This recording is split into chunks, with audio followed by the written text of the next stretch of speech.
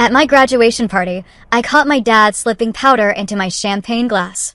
I stood up, smiled, and handed it to my sister instead. She drank what was meant for me. Hello, Reddit family. This isn't just a story about a family falling apart. It's about the day I realized my own father, a man revered in business, was trying to poison me at my graduation party. A betrayal so utterly monstrous, so chilling, it ripped away every illusion I had and forced me to find a strength I never knew I possessed. It was a moment of pure, gut-wrenching terror and shocking comeuppance all rolled into one. So, picture this. I'm Danielle, 22, buzzing with accomplishment. I just graduated from Northwestern with a biochemistry degree, something my parents, Joseph and Eleanor Harris, never really approved of. And yet, there I was at this lavish graduation party they were throwing me. I mean, it was over the top, extravagant, and, honestly, a bit bizarre, considering just last week they'd called me a worthless leech. I was watching the bubbles dance in a glass of ridiculously expensive champagne when my heart actually stopped. I saw my father, Joseph, slip a tiny white powder into my glass. He thought no one was looking. My own father. Trying to poison me. To even begin to understand why they do something so unspeakable, you need to know about the Harrises. We weren't a loving family, not by a long shot. My dad, Joseph Harris, built Harris Pharmaceuticals into this multi-billion-dollar empire. His business tactics? Legendary. Ruthless. Competitors would mysteriously lose funding, regulatory hurdles would just appear. But in public? Oh, he was the picture of a philanthropist, the perfect family man. My mom, Eleanor, came from old money, generations of pharmaceutical development. She merged her family's company with my dad's and became obsessed with appearances, with the Harris legacy. Our house was in magazines, her charity galas were the talk of Chicago society. But behind closed doors, she was ice cold, constantly dissecting every single thing about me, always finding fault. And then there was Sophia, my sister. 3 years older, straight A's, debate team captain, Harvard Business School with honors. She slid into the family company, the perfect heir apparent, without a second thought. My parents never missed her tennis matches or piano recitals. Their home was a shrine to her trophies. When she spoke at dinner, they hung on her every word. My experience was different. Even though I was a straight-A student, my achievements were always met with crushing indifference. That's what we expect from a Harris, my dad would grunt, barely glancing up from his newspaper. When I won the state science fair in 10th grade, my mother's only comment was that my hair looked messy in the photos. They only attended my events if it would have looked suspicious natto. From childhood, my future was mapped out. I'd study pharmaceutical sciences, join the family business, run the research division while Sophia handled the business side. My protests were simply ignored. When I developed an interest in environmental science in high school, specifically how pharmaceutical waste impacts ecosystems, my father dismissed it as tree-hugger nonsense. During my junior year, I applied to Northwestern, specifically for their environmental science program. The confrontation that followed was absolutely explosive. My father threatened to cut me off financially. My mother cried about family duty and tradition. But I stood my ground. I argued I could still make a difference without following their exact path. After weeks of silent treatment, they finally relented, but with conditions. They'd pay for my education, but I had to minor in biochemistry and do summer internships at their company. College brought a partial taste of freedom, but the tension escalated every year. Every holiday break was filled with passive-aggressive jabs about my phase and how I'd eventually come to my senses. During my junior year, the pressure really ramped up. They sent me job descriptions for positions in their research department. When I secured an internship with an environmental nonprofit instead, they threatened to stop paying my tuition. I refused. I took out loans for my final year. What they didn't know until recently was that my maternal grandmother, Eleanor's mother, Lillian, had left me a significant inheritance in a trust. It would become accessible when I turned 23 or graduated college, whichever came last. Grandma Lillian had been the only family member who truly supported my independence. She was a brilliant chemist herself, but had been forced to work in her husband's shadow. Before she passed when I was 16, she made me promise to follow my own path. My parents discovered the inheritance 3 months before my graduation when their attorney accidentally mentioned it. Sophia later told me Dad turned white with rage. The trust was ironclad, set up with independent trustees, and it would give me complete financial independence. Approximately $12 million that would have gone to them if I had never graduated or, crucially, if I died before receiving it. The months leading up to graduation were eerily quiet. My parents stopped their usual barrage of texts and calls pressuring me about job interviews at their company. Instead, they suddenly took an interest in my graduation plans. My mother called to say they wanted to throw me a proper celebration, befitting a Harris. Their sudden change in behavior? That should have been my first warning sign. The morning of graduation dawned bright and clear, a perfect May day in Chicago. I stood in front of my apartment mirror, adjusting my cap, a mixture of pride and anxiety churning in my stomach. For years of hard work, a 3.9 GPA, and I had deliberately charted a course away from my family's suffocating legacy. I had done it. My phone buzzed with a text from my mother. Car service will pick you up at 9:30. Don't be late. I met my parents outside the auditorium. My father was, of course, checking emails on his phone, while my mother scrutinized my appearance. Couldn't you have done something more with your hair? She asked by way of greeting. The photographer will be taking family portraits later. No congratulations. No pride. Just criticism. Sophia stood slightly apart, giving me a small, supportive smile. Danielle. The voice of my best friend, Taylor, cut through the tension. She rushed over, her own graduation gown fluttering, with our other close friend, Zoe, right behind her. They had been my lifeline throughout college, the family I chose for myself. We made it. Taylor hugged me tightly, whispering, "Your parents still look like they smell something bad whenever they see you." "Some things never change," I whispered back. As my friends chatted excitedly about the ceremony and our plans to share an apartment, I noticed my parents step aside for what looked like an intense conversation. I couldn't hear most of it, but my father's words drifted over. "We need to solve this problem today before it gets out of hand." My mother nodded grimly, then caught me watching them. Her face immediately snapped into that practiced, social smile. "Darling, we should find our seats. The ceremony will be starting soon." The graduation ceremony itself passed in a blur of speeches, name-calling, and the satisfying weight of the diploma in my hand. When Danielle Elizabeth Harris, summa cum laude, echoed through the auditorium, I heard Taylor and Zoe cheering wildly. My parents? They just applauded politely, their expressions unreadable. After the ceremony, the car service whisked us to the Peninsula Chicago. My parents had rented the entire rooftop terrace for my graduation celebration. I was stunned by the extravagance. Ice sculptures, champagne fountains, gourmet catering, even a small orchestra. Fresh flowers covered every surface, and a professional photographer circulated. "Quite the production your parents have put on," Dr. Lewis commented, approaching me with a glass of water. He had been my father's research partner decades ago before splitting off to teach at Northwestern, and he'd become a mentor to me, one of the few connections to my family world that I actually valued. "Congratulations on your impressive achievement, Danielle." "Thank you. It's a bit much, isn't it?" I replied, scanning the growing crowd. Not really their style. At least, not for me. Actually, I'm surprised by the guest list. Half these people I barely know. Dr. Lewis followed my gaze to where my father was speaking with two men in expensive suits. "Business associates," he explained. "And over there with your mother, that's Gerald Thorne, your family's attorney." He lowered his voice. "Things have been tense at the company lately. Rumors of irregularities in some clinical trials. Your father has been in closed-door meetings for weeks." My stomach tightened. "What kind of irregularities?" He shook his head. "Nothing concrete, but be careful, Danielle. Your parents seem..." He paused, choosing his words carefully. "Particularly invested in keeping the Harris legacy intact right now." As the party reached full swing, I noticed something odd. My parents were watching me constantly. Not with pride, or even their usual disappointment, but with a cold, calculating intensity that made my skin crawl. Whenever I moved to a new conversation group, one of them would casually reposition themselves to keep me in their line of sight. Sophia sidled up beside me as I grabbed an hors d'oeuvre. "Something weird is going on," she murmured. "Dad asked me 3 times if you'd mentioned your plans after graduation. And Mom keeps checking her watch like she's waiting for something." Before I could respond, my father clinked his glass, signaling for attention. "In 15 minutes, we will have a special champagne toast to the graduate," he announced, his businessman's smile firmly in place. "Everyone make sure you have a glass for the occasion." I watched as waiters began preparing flutes on silver trays. My father beckoned to the head waiter, pointing out a specific bottle of champagne with a gold label. "That one," I heard him say, "for the family only." With 15 minutes until the toast, I excused myself to use the restroom. The main facilities had a line, so I slipped down a service corridor to use an employee restroom I'd noticed earlier.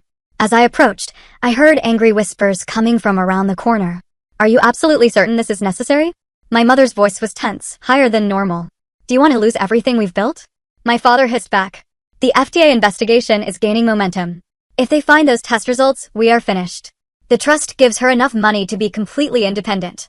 What if she decides to play environmental crusader and exposes the river contamination from the West facility? She has always been self-righteous enough to do it. But drugging her at her own graduation party, Joseph, We could just talk to her again. Talk? Like that has ever worked with her. She is stubborn and naive.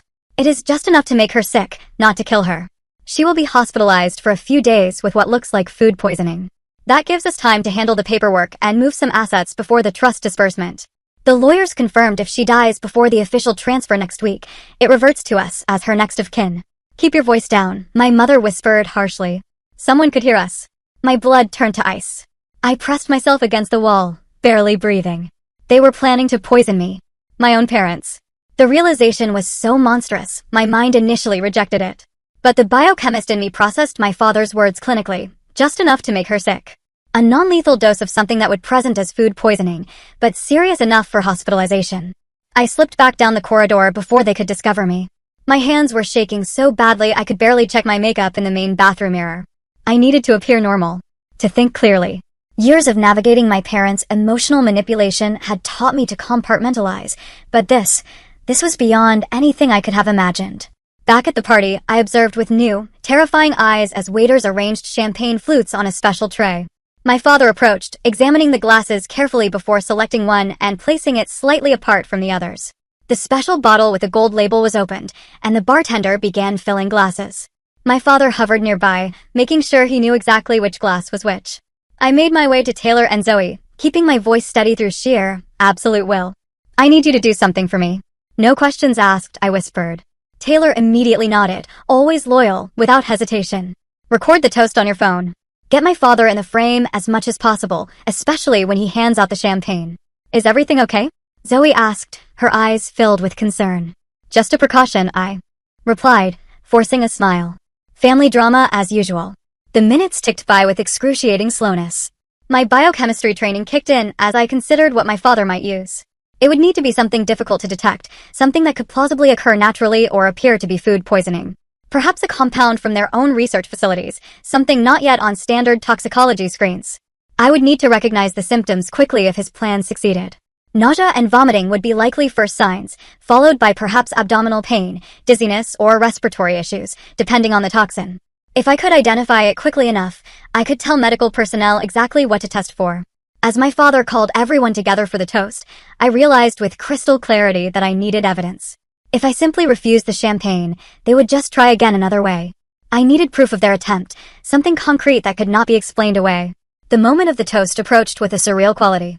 Waiters distributed champagne to the general guests, while my father personally handled the glasses from the special bottle. The family should have the finest champagne for this special occasion, he announced jovially to nearby guests. He handed a glass to my mother, then Sophia, then extended one specifically to me, his eyes meeting mine with a smile that never quite reached them. I watched in slow motion as he presented the glass, and with absolute certainty, I saw a slightly cloudy quality at the bottom, where a powder hadn't fully dissolved. My father's large signet ring glinted as he held the stem, practically forcing the glass into my hand. To Danielle, he said loudly, raising his own glass. May your future be everything you deserve. The double meaning was not lost on me as I accepted the poisoned champagne, careful not to let it touch my lips as the guests took their first sip. Before we all drank, my mother interjected smoothly. Joseph, why don't you say a few words about our daughter on this special day? My father cleared his throat, shifting into his public speaking persona. Danielle has always been determined, he began, carefully selecting words that sounded complimentary to outsiders, but carried years of disapproval that only I could hear. While she has chosen an unconventional path today, we celebrate her academic achievement. As he continued his passive-aggressive speech, my mind raced. Taylor was recording as promised, her phone discreetly capturing everything. I needed to act now, before the toast concluded. The champagne in my hand might as well have been a live grenade. And to Sophia, my father added, surprising everyone by deviating from the traditional toast to the graduate, who has shown what a true Harris can accomplish in the business world. The perfect example of family loyalty. Sophia smiled uncomfortably, clearly caught off guard by being included in what should have been my moment. And in that instant, I made my decision. Speaking of my amazing sister, I said, stepping forward with a bright smile. I wouldn't be here without her support. I turned to Sophia, raising my glass. She deserves a proper toast, too. In fact, I held out my champagne flute toward her. This special reserve champagne father selected is too good not to share. Take mine, sis, I insist. Before anyone could react, I had pressed my untouched glass into Sophia's hand and smoothly taken her already partially drunk glass. My father's face froze in a mask of horror he couldn't publicly display, while my mother's knuckles went white around her own glass. To family, I declared, raising Sophia's safe champagne while looking directly into my father's eyes. Confusion flickered across Sophia's face, but social training took over. She smiled and raised my camping glass. To family, she echoed, and drank deeply from the poisoned glass. I sipped from her original glass, never breaking eye contact with my father. His face had gone ash, and a thin sheen of sweat appeared on his forehead as he realized what had happened. My mother glanced rapidly between Sophia and him, her practiced smile becoming brittle at the edges. The moment passed. Guests applauded. Conversations resumed, and the orchestra began playing again. I circulated through the crowd, making small talk while keeping Sophia in my peripheral vision. Guilt and fear battled within me. I hadn't had time to think of another solution. But I had just allowed my sister to drink poison meant for me. The dose was supposed to be non-lethal, according to what I had overheard. But what if my father had lied to my mother? What if Sophia reacted badly to whatever it contained? 34 minutes after the toast, it happened. I was speaking with one of my professors when I heard a gasp from across the room. Sophia had been speaking with one of the firm's junior associates when she suddenly pressed her hand to her forehead, swaying slightly. "I feel strange," I heard her say, her voice slurring uncharacteristically. Really dizzy suddenly. I pushed through the crowd just as Sophia's knees buckled. The associate caught her awkwardly as she slumped forward. "Help," he called. "Something is wrong." My parents rushed over, genuine panic in their eyes now that their golden child was affected instead of their disappointment. My father reached her first, cradling her head as she began to mumble incoherently. Her skin had taken on a grayish tinge, and sweat beaded on her forehead. "Call an ambulance," my mother shrieked, all composure abandoned. Dr. Lewis appeared at my side, his medical training kicking in as he checked Sophia's pulse. "Her heart rate is elevated and irregular," he reported, loosening her collar. "What was she doing before this happened?" "She just had champagne at the toast," the associate answered. She seemed fine, then suddenly. My father's eyes snapped to mine, realization and fury mixing with primal fear. I stared back unflinchingly. "The ambulance is on its way," someone announced. 5 minutes out. I knelt beside Sophia, taking her hand. "Stay with her," I told my parents firmly. "I'll go downstairs to direct the paramedics." They nodded distractedly, all attention on Sophia, who had begun to tremble slightly. In the privacy of the elevator, I pulled out my phone and called Taylor. "Meet me in the lobby right now," I instructed. "Bring your phone with the recording. It's an emergency." Taylor and Zoe were waiting when the elevator doors opened. Sophia collapsed, I explained rapidly, walking toward the entrance. "I need you to give a copy of that toast recording to the paramedics and tell them I suspect poisoning. Then send me a backup." "Poisoning?" Zoe repeated, horrified. "What the hell is going on, Danielle?" "I'll explain everything later," I said, my voice urgent. "Please, just trust me." The ambulance sirens were audible now, growing closer. When the paramedics arrived, I approached the first one. "My sister has collapsed upstairs. Symptoms include dizziness, disorientation, irregular heartbeat, and tremors. I have reason to believe she ingested a toxic substance in her champagne." The paramedic looked at me sharply. "You suspect poisoning based on what?" "I'm a biochemistry graduate." The symptoms presented suddenly, about 30 minutes after consumption. Before I could finish, my parents burst from the elevator, with Dr. Lewis supporting a semi-conscious Sophia between them. The paramedics rushed forward with a gurney, their training taking over as they quickly assessed her condition. "Please help her," my mother sobbed, her mascara running. "She just collapsed. BP 90 over 60 and dropping," one paramedic reported. "Pulse 120 and irregular." As they loaded her into the ambulance, my father turned to me, his voice low and dangerous. "What did you do?" "Nothing," I replied calmly. "She drank from my glass. Remember? The special champagne you selected just for me?" His face contorted with rage and fear. "You switched the glasses, deliberately. You knew." I held his gaze steadily. "Knew what, father? That you put something in my drink?" "Why would I think that?" "Unless you did." "She needs family with her," a paramedic interrupted. "One person can ride along." "I will go," my mother insisted, already climbing in. "We'll follow in the car," my father said, grabbing my arm painfully. "All of us." The ride to Northwestern Memorial Hospital was a tense, suffocating silence. My father drove while I sat in the back seat, Taylor and Zoe having promised to meet me there. My phone buzzed with a text from Taylor. "Video sent to your email. Shows you clearly switching glasses after your father handed you one. What do I tell the police when they arrive?" "Police. Of course there would be police if poisoning was suspected." I texted back quickly. "Tell them everything you saw. Show them the video." In the emergency room, chaos reigned. Sophia had been rushed into a treatment area, with my mother wailing dramatically to anyone who would listen about her precious daughter and how she just collapsed for no reason. I approached the nurse's station directly. I need to speak with my sister's doctor immediately.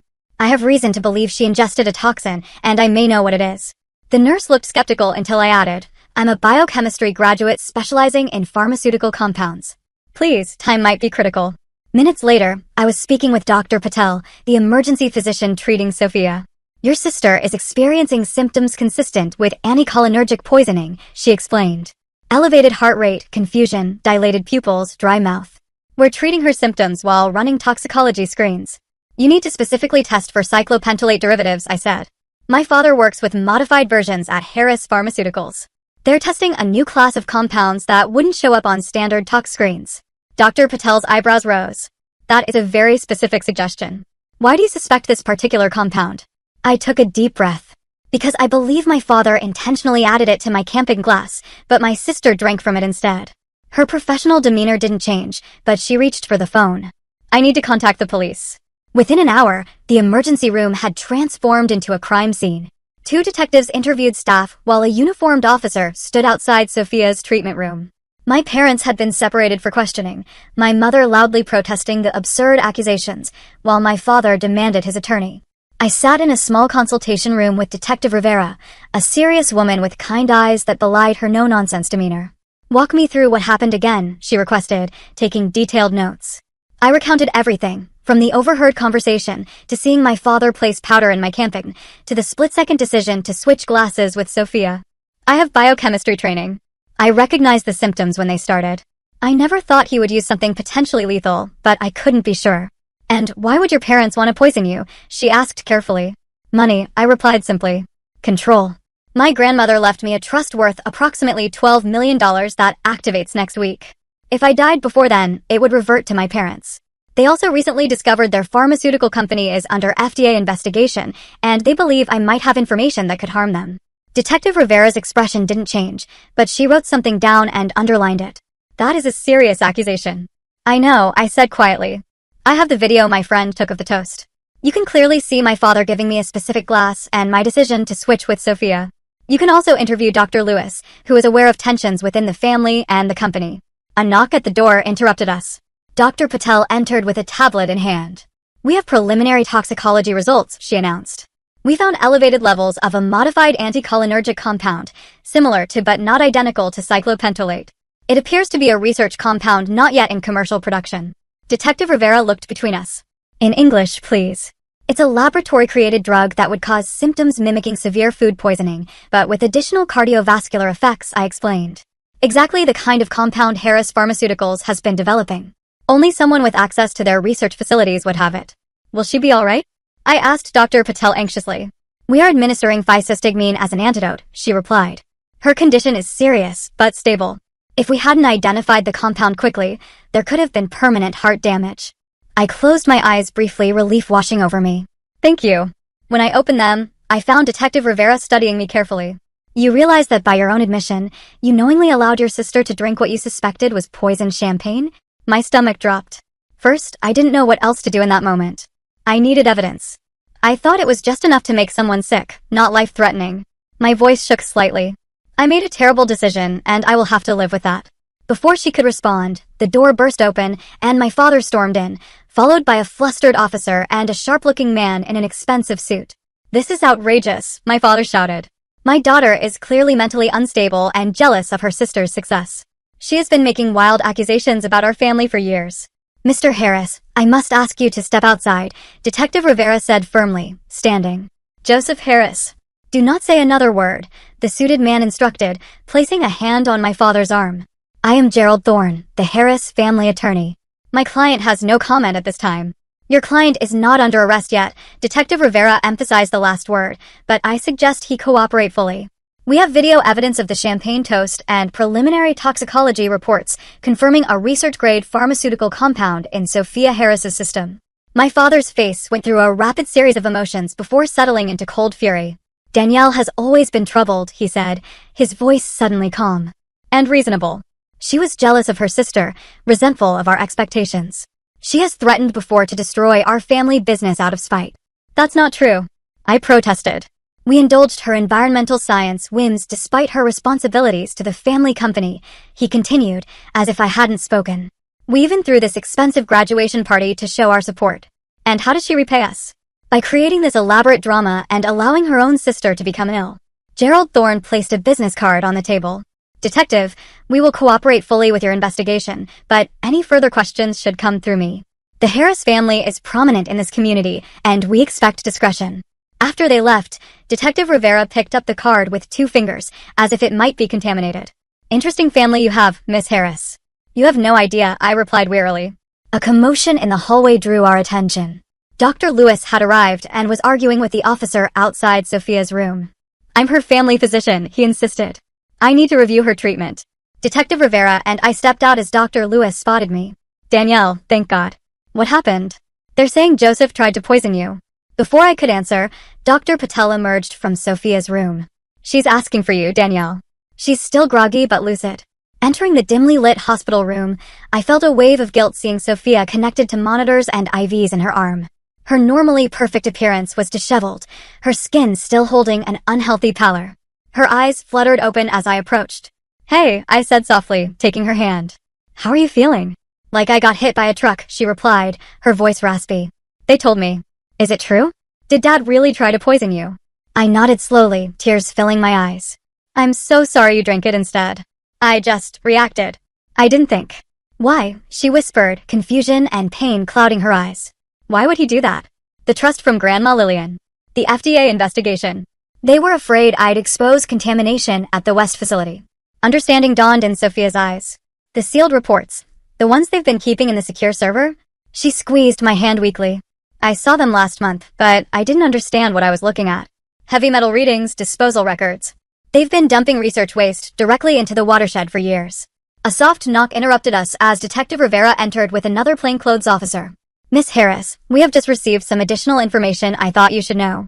The FBI has been investigating Harris Pharmaceuticals for the past 6 months for fraud, environmental violations, and falsification of clinical trial data. I stared at her.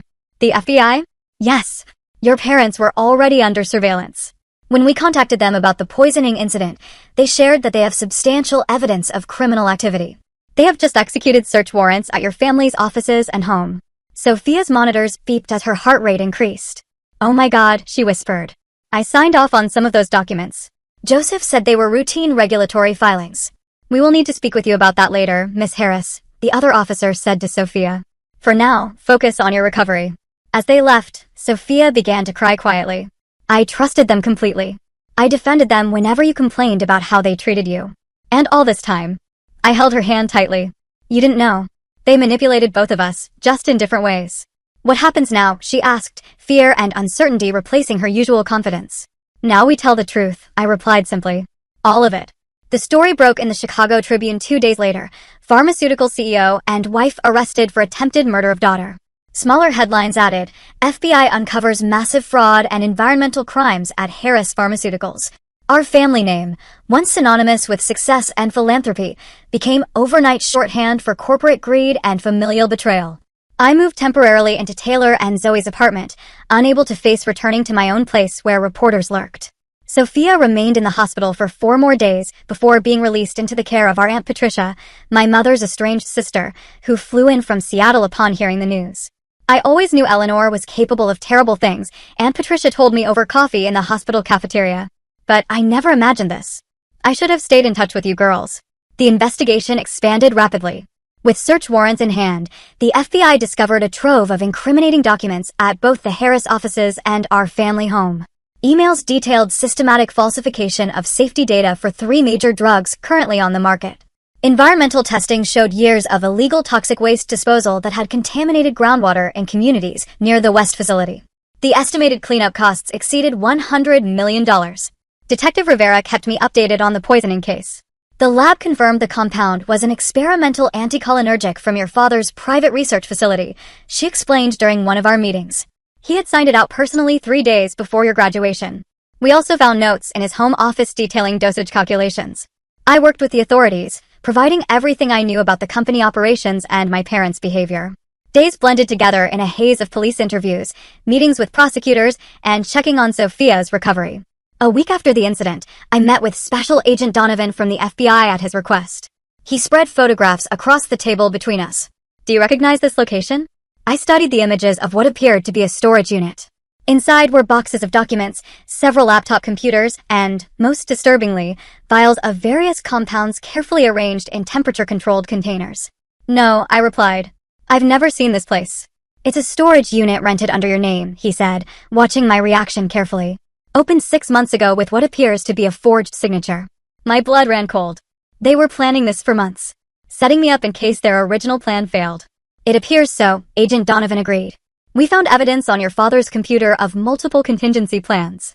The poisoning attempt was actually Plan C, Plans A and B involved more elaborate setups that would have implicated you in corporate espionage and data theft. As the case built, more family secrets emerged. Financial records revealed my parents had been siphoning company funds into offshore accounts for years. Former employees came forward with stories of being fired after raising safety concerns. 3 families filed lawsuits claiming their loved ones had died from side effects that Harris Pharmaceuticals had deliberately concealed during clinical trials. Through it all, Sophia and I grew closer than we had ever been. The golden child facade crumbled as she processed her own sense of betrayal and manipulation. I was their puppet, she admitted during one of our long talks in her recovery room. Everything I did was to please them. My whole identity was built around being the perfect Harris daughter. You were also their shield, I pointed out gently. As long as you were the successful, obedient one, they could dismiss me as the problematic child, rather than questioning their own behavior. 2 weeks after the incident, we received word that our parents were being held without bail after the judge deemed them flight risks due to their substantial overseas assets. Their preliminary hearing was scheduled for the following week. On the morning of the hearing, Sophia and I met for breakfast at a quiet cafe, far from the courthouse. She still moved carefully, her body not fully recovered from the poison. Are you ready for this? I asked, stirring my untouched coffee. No, she admitted. But we need to be there. I need to look them in the eyes. The courthouse steps were crowded with reporters who shouted questions as we approached. Inside, the hearing room fell silent as we entered, all eyes turning to observe the poisoned daughter and the targeted one. Our parents sat at the defense table, both dressed impeccably, despite weeks in detention. My mother's eyes filled with tears when she saw Sophia, but my father stared straight ahead, refusing to acknowledge either of us. The evidence presented was damning. The prosecution displayed the video of the toast, showing clearly my father giving me the specific glass and my subsequent switch with Sophia. They presented the toxicology reports, the compound trace matching exactly to samples found in my father's private lab. Financial records demonstrated the motive, my trust fund that would have reverted to them upon my death. Most shocking to the spectators was a recorded phone call my father had made from detention to a business associate, asking him to clean up the situation with those river samples, and mentioning that Danielle was always the problem child, never understanding family loyalty. When the judge ruled there was more than sufficient evidence to proceed to trial on all counts, including attempted murder, my mother collapsed in theatrical sobs. My father remained stone-faced, only his clenched jaw betraying his fury. Outside the courthouse, away from the small cluster of reporters, Dr. Lewis waited with Taylor and Zoe, my chosen family, who had supported me unfailingly throughout the ordeal. How are you feeling? Taylor asked, hugging me tightly. Free, I replied simply. Like I can finally breathe. In the months that followed, Sophia and I continued our separate but intertwined healing journeys. We sold most of our parents' personal assets, directing the proceeds toward a victim compensation fund. I accepted the position with the environmental remediation firm, focusing specifically on the cleanup of the Harris West facility site. Sophia began her first semester of law school, determined to specialize in environmental law and corporate accountability. We kept the lake house as our shared refuge, a place that held happy memories untainted by our parents' influence. Sometimes we would sit on the dock, talking late into the night, processing our complicated grief for the family we had lost and the one we had never really had. Do you think you'll ever forgive them? Sophia asked me one evening as we watched the sunset paint the water in shades of gold and crimson. I considered the question carefully. I don't know if forgiveness is the right word. I've accepted what happened and who they are. I've released the anger because carrying it was only hurting me. But forgiveness feels like it requires repentance from them, and I don't think they're capable of that. She nodded thoughtfully. I keep thinking about nature versus nurture. Were they born this way, or did something make them like this? And either way, what does that mean for us? It means we have choices, I said firmly. Their blood runs in our veins, but their values do not have to run in our hearts. We get to decide what kind of people we become. A year after the graduation party, I stood at a podium addressing a conference on pharmaceutical environmental impact. As I discussed innovative approaches to remediation, I caught sight of Sophia in the audience, proudly recording my speech on her phone. Beside her sat Dr. Lewis, Taylor, Zoe, and a growing circle of friends and colleagues who had become our support system. The journey had been painful beyond imagination. But standing there, I realized I had found something I had never experienced in the Harris household: genuine belonging. Not based on compliance or achievement or genetic connection, but on mutual respect, shared values, and authentic care. My parents had seen me as a problem to solve, a threat to eliminate. They had tried to poison not just my body, but my spirit, my independence, my very sense of self. In choosing to fight back, in refusing to become either a victim or a villain in their narrative, I had discovered my own strength and purpose. The inheritance my grandmother left me was valuable, but her true gift had been believing in my capacity to break the toxic cycle. That faith had saved my life, and now it was shaping my future. Have you ever had to make a difficult choice to protect yourself from toxic family relationships? What helped you find the strength to move forward? I hope my story reminds you that blood relation does not entitle anyone to harm you, and that sometimes the most loving families are the ones we create for ourselves. If this resonated with you, please like and subscribe to hear more stories of survival and renewal. And remember, the most powerful antidote to poison is truth. Thank you for listening to my journey.